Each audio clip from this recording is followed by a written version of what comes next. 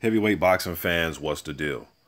All right, man. So just sitting back thinking about this matchup between Bermane Stiverne and Dominic Breazeale. I think it's going to be a very intriguing fight, man. Like I said before, I'm just trying to break down the styles and see how this is going to work out. Now, Stiverne has been out the ring. When he steps in the ring in November, man, it's going to be right around the 2 year mark, man. So he's been out of the ring for a while. I know he's been in training camps. I've seen him down at the heavyweight factory, seen him spar. I know he's got working with Shannon Briggs and Trevor Bryan and guys like that. Seen him in the Mayweather gym getting good work in. So he's been training, I will say that.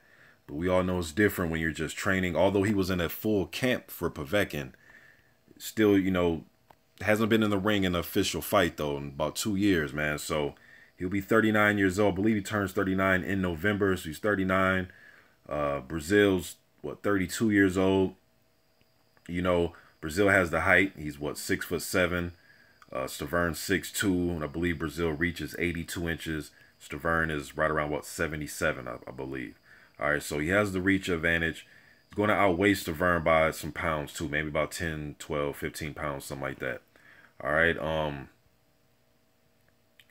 I think Breazeale's going to have to, kind of like in that picture right here with Fred Cassie, keep Stiverne on the outside of his punches. Keep him on the outside of that jab and try to get full extension on that right hand. The punch that Stiverne was having trouble with against Wilder was a few punches, but the right hand is like he couldn't stop it. He just put the high guard up. That was his defense for the right hand, is putting his high guard up. I think that's Breazeale's best punch when he's getting full extension on it, is his right hand. All right. Stiverne's gonna have to put the pressure on, man. Kind of like Amir Mansour here. Kind of put the pressure on him and utilize that left hook. I think, for me, I believe that Stiverne's best punch is his left hook. Try to use a left hook, dodge and weave punches, move his head, and then come up with left hooks and overhand rights. Because obviously he doesn't have the reach advantage, so it make no sense try to stand out there and jab. And when he does do that sometimes, I believe Stiverne gets himself in trouble at times. He did it with Areola, and he gets himself on the ropes. He did it against King when he got stopped.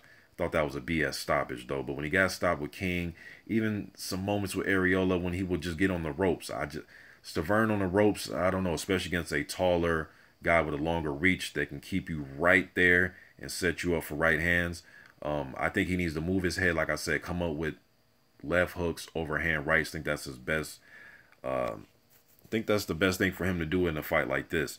Although I've seen him move his head sometimes, and he'll try to fight with his hands by his side. He kind of did that with Derek Rossi. The clips that I've seen of the Rossi fight, and that fight too, a fight that he got dropped with, was a right hand over his low left hand. He had his hands low, trying to pick his spots and fight from the hip, got caught.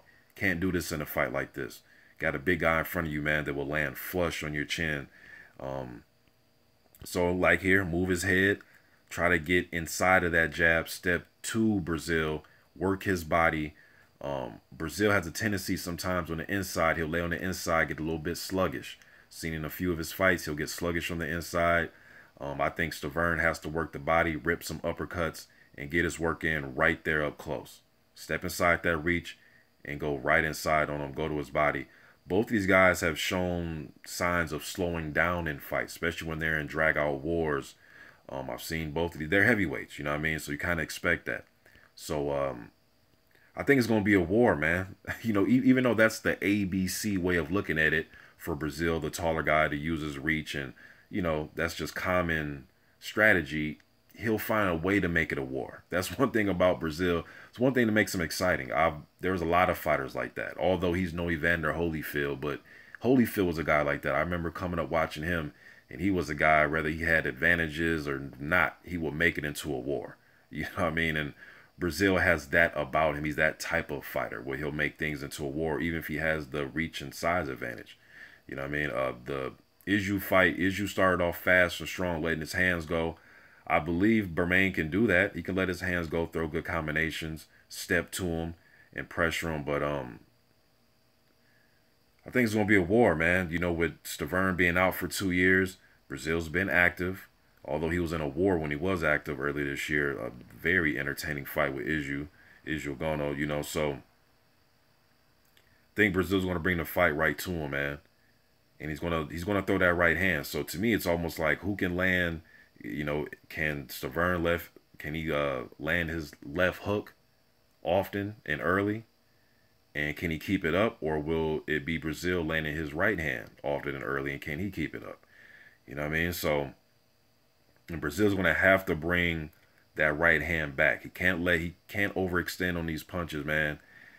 Can't leave himself open because I believe that right hand will be countered by a hook.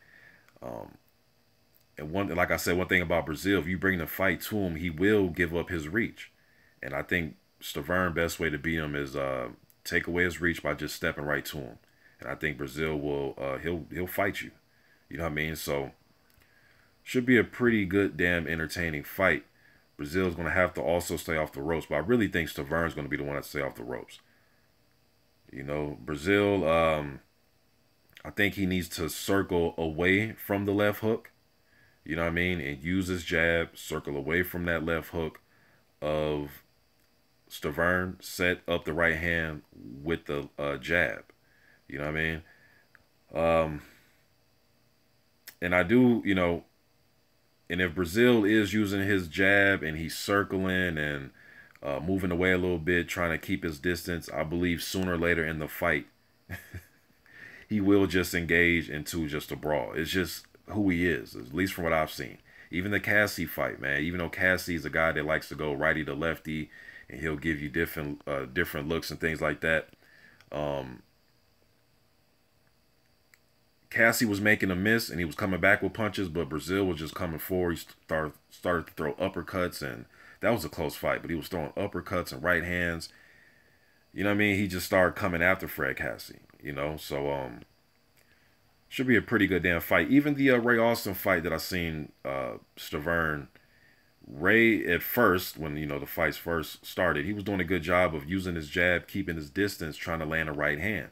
And Stiverne was on the outside trying to, you know, bob and weave and stuff like that, but he remained on the outside. Then he started to close the distance and he started landing that left hook on Austin and right hands, but it was the left hook that started it, if I can remember correctly, you know. So entertaining, interesting fight coming up, man. I think there's gonna be a war. I think it's gonna be a war, man. I'm gonna do more videos about this, just some quick thoughts about what I think these guys can do to win the fight. But you guys been thinking in the comment section. I'm out.